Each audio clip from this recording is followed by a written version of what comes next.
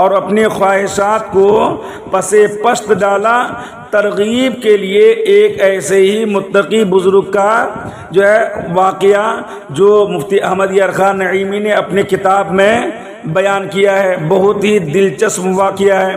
بصرہ میں ایک بزرگ مسکی یعنی کہ مشک کی خوشبو میں بسا ہوا کے نام سے مشہور تھے۔ کسی نے جو ہے یا زرار اس خوشبو سے متعلق پوچھا تو انہوں نے فرمایا کہ میں کوئی خوشبو نہیں لگاتا، میرا جو ہے قصہ بڑا عجیب ہے۔ میں بغداد معلیٰ کا رہنے والا ہوں، جوانی میں بہت حسین و جمیل تھا اور صاحب شرم و حیا بھی۔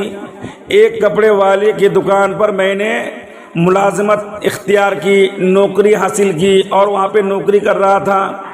ایک روز ایک بوڑھیا آئی اور اس نے کچھ قیمتی کپڑے نکلوائے اور دکاندار سے کہا میں ان کپڑوں کو گھر لے جانا چاہتی ہوں، اس نوجوان کو میرے ساتھ بھیج دیں، جو کپڑے پسند آئیں گے وہ ہم رکھ لیں گے، پھر ان کی قیمت اور بقیہ کپڑے اس نوجوان کے ہاتھ بھیج دیں گے۔ چنانچہ مالک دکان کے کہنے پر میں بڑھیا کے ساتھ ہو لیا۔ وہ مجھے ایک عالیشان کوٹھی پر لے آئی اور مجھے ایک کمرے میں بیٹھا دیا۔ کچھ دیر بعد ایک نوجوان عورت کمرے میں داخل ہوئی اور اس نے کمرے کا دروازہ بند کر دیا، پھر میرے قریب بیٹھ گئی۔ میں گھبرا کر نگاہیں نیچی کی، فوراً وہاں سے ہٹ گیا، مگر اس پر شہوت سوار تھی، وہ میرے پیچھے پڑ گئی۔ میں نے بہت کہا کہ اللہ تبارک و تعالیٰ سے ڈرو، وہ ہمیں دیکھ رہا ہے، لیکن وہ میرے ساتھ منہ کالا کرنے پر جو ہے مضر تھی اور بضد تھی۔ میرے ذہن میں اس گناہ سے بچنے کی ایک ہی تجویز آئی، تو میں نے اس سے کہا کہ مجھے بیت الخلا جانے دو۔ اس نے اجازت دے دی۔ میں نے بیت الخلا میں جا کر دل مضبوط کر کے وہاں کی نجاست اپنے ہاتھ، منہ اور کپڑوں پر مل لی۔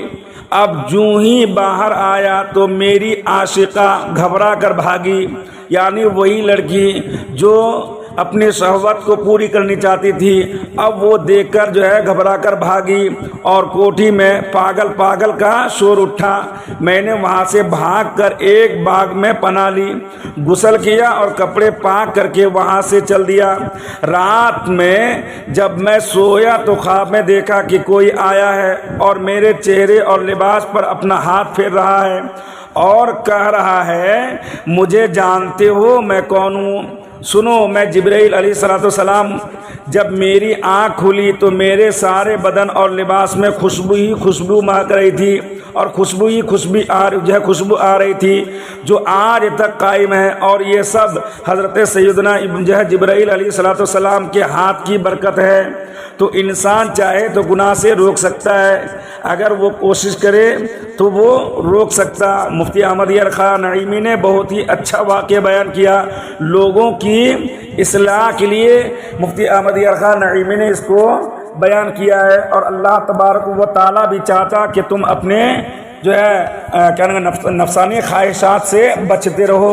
اسی کو اللہ تبارک و تعالیٰ نے یہاں پہ بیان فرمایا ہے، یرید اللہ ان یخفف عنکم وخلق الانسان ضعیفا، کہ اللہ چاہتا ہے کہ تم پر آسانی کرے، اور آدمی جو ہے کمزور بنایا گیا، آدمی کو کمزور بنایا گیا۔ سمجھ میں آگئی بات کہ نہیں آئی؟ اب آگے دیکھو، یا ایھا الذین آمنوا لا تأکلوا اموالکم بینکم بالباطل الا ان تکون تجارۃ عن تراض منکم ولا تقتلوا انفسکم ان اللہ کان بکم رحیما۔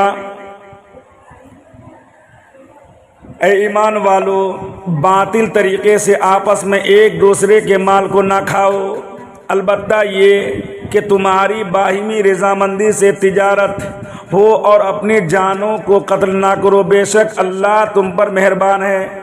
اور آج تو جو آتا ہے آنے دو، کھانے میں کوئی حرج نہیں ہے، پیٹ بھرنا چاہیے، حلال کا ہو یا حرام کا، کچھ دیکھنے کے لیے تیار نہیں۔ حرام کا آتا ہے جب بھی صحیح، حلال کا آئے جب بھی صحیح۔ اور اللہ فرماتا ہے یا ایھا الذین آمنوا لا تأکلوا، اے ایمان والو لا تأکلوا مت کھاؤ، اموالکم بینکم بالباطل، ایسے مال کو جو باطل طریقے سے حاصل کیا گیا ہو،